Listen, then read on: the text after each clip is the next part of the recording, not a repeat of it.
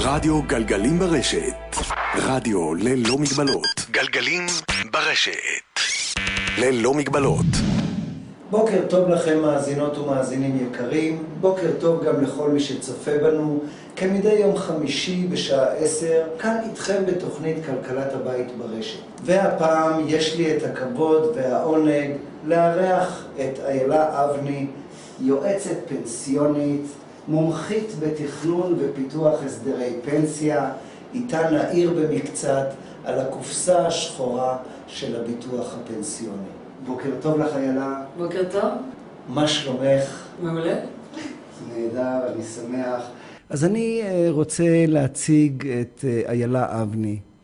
איילה אבני יועצת פנסיונית, מומחית בתכנון ופיתוח הסדרי פנסיה, בעלת סיטרין, ייעוץ פנסיוני, ייעוץ פנסיוני בלתי תלוי ברישיון משרד האוצר. איילה יועצת עצמאית בארגונים, יועצת לפרט לפי הקמת חברה. איילה עסקה בתפקידים מקצועיים בכירים בענף הפנסיוני, שיווק בקרן הפנסיה מקפת, ניהול תיק לקוחות של חברת אמדוקס, מנהלת פיתוח עסקי ויועצת לארגונים גדולים במסגרת חברת ייעוד וסוכנות לניהול הסדרים פנסיוניים, סמנכ"ל שיווק בסוכנות ניהול הסדרים, ועם הקמת סיטרין פעלה איילה כיועצת בחברת טבע. אם כן, איילה, מה זה בכלל ביטוח פנסיוני? ביטוח פנסיוני זה בעצם מילה מאוד מאוד רחבה, או פרייז מאוד מאוד רחב, לחיסכון ארוך טווח, שבעצם נהנה מעידוד ממשלתי. זאת אומרת, אם אנחנו מדברים על 3 אפיקים מרכזיים, שבעצם נותרו רק 2 אפיקים מרכזיים מעשיים, כיוון שאפיק אחד הולך ומתייתר, אלא אם כן השתנו החוקים שוב, והם באמת כל הזמן משתנים. אז יש לנו אפיק אחד שנקרא ביטוחי מנהלים, ביטוחי חיים, תגמולים לעצמאים, כל הפוליסות בעצם לחיסכון שמשווקות חברות הביטוח, ויש לנו את האפיק השני שנקרא קרנות פנסיה, שמשווקות תוכניות פנסיה. שני המוצרים האלה הם בעצם, או האפיקים האלה הם למטרת חיסכון קצבתי, קרי אנחנו נוכל לממש את החיסכון הזה החל מגיל 60, למרות שגיל הפרישה התקני לנשים עדיין לא ברור, 62 ו-64 זה עדיין בדיון, ולגברים 67. אנחנו נוכל לקבל את הקצבה הזאת כבר מגיל 60 בהתאם לחוקי מס. והאפיק השלישי הוא בעצם קופות הגמל. קופות הגמל היו אפיק מאוד מאוד שכיח, בעיקר לעצמאים. עצמאים יכלו לחסוך בקופות הגמל ולממש את החיסכון הזה כעבור 15 שנה. החקיקה שהשתנתה תכופות בנושא הזה החל מ-2005 בעצם מאפשרת מימוש קופות הגמל רק מגיל 60 ומעלה, גם לא משנה אם זה עצמאי או שכיר, ואת החיסכון הזה על כל הכספים שנצברו מינואר 2008 נוכל לממש אותם אך ורק כקצבה, כי בעצם קופת גמל היא קופת קצבה לא משלמת. האפיקים האלה הם אפיקים שמעודדים על ידי המדינה. מה זה אומר? שבזמן ההפקדה אנחנו מקבלים הטבות מס, זאת אומרת, על חלק מההפקדה שלנו אנחנו מקבלים החזר ממס הכנסה. מאוד מאוד פשוט לראות את זה אצל שכירים, זה כבר מבוצע אצלם בתלוש המשכורת.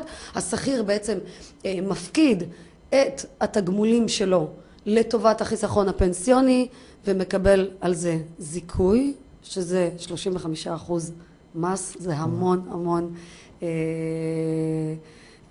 זה הטבת מס מאוד גבוהה, וכמובן כל מה שהמעסיק משלם עבורו לאותה תוכנית עד מגבלת שכר שהיא די גבוהה, אבל כל מה שהמעסיק משלם עבורו לא נכנס בתלוש המשכורת, זאת אומרת הוא לא משלם על זה זקיפת מס, זו הטבת מס מאוד מאוד גבוהה.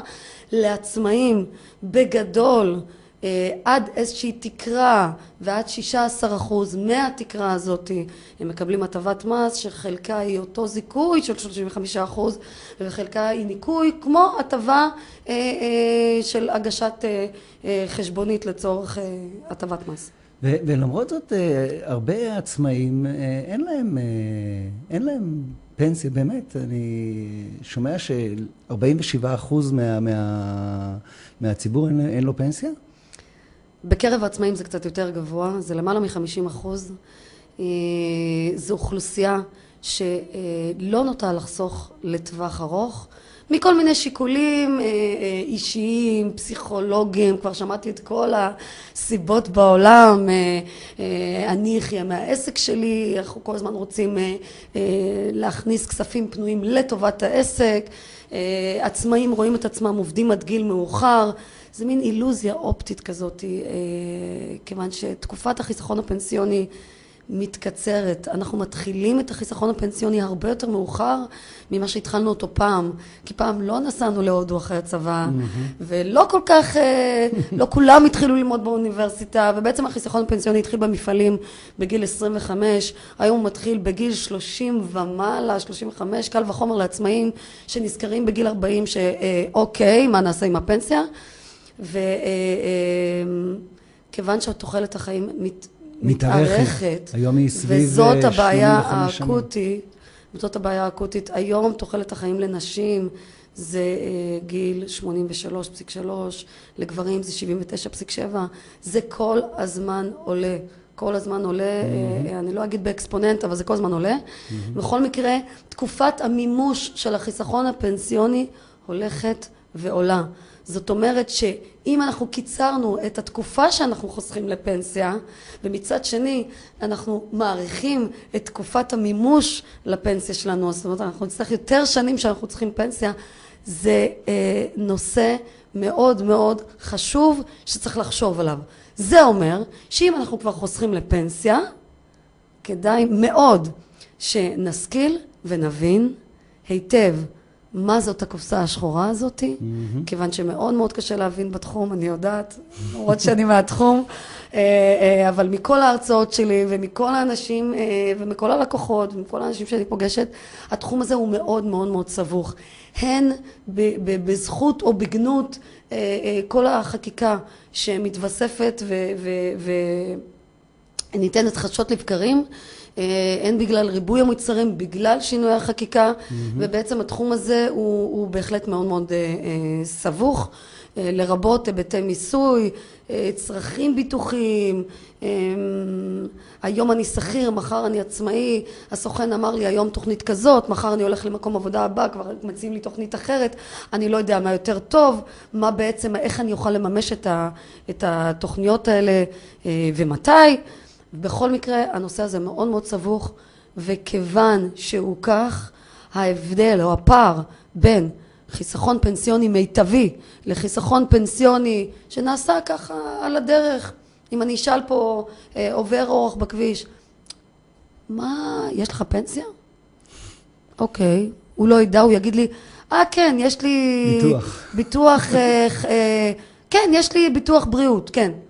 אוקיי, כמובן שזה לא רלוונטי, ואז אני אשאל אותו, ונניח שהוא יגיד, כן, כן, יש לי פנסיה, והוא יבין ככה על מה אני מדברת, ואני אשאל אותו, תגיד לי, אתה יודע כמה פנסיה צפויה לך בגיל הפרישה?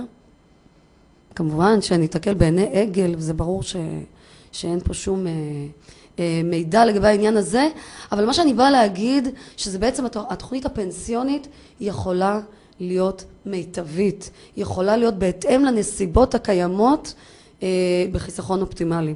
הפער בין זה לבין פשוט ללכת לעשות תוכנית כי אמרו לי, כי הסוכן אמר לי, כי המעסיק אמר לי, ובלי לבדוק את זה, יכול לעבוד פער מאוד משמעותי לגיל הפרישה.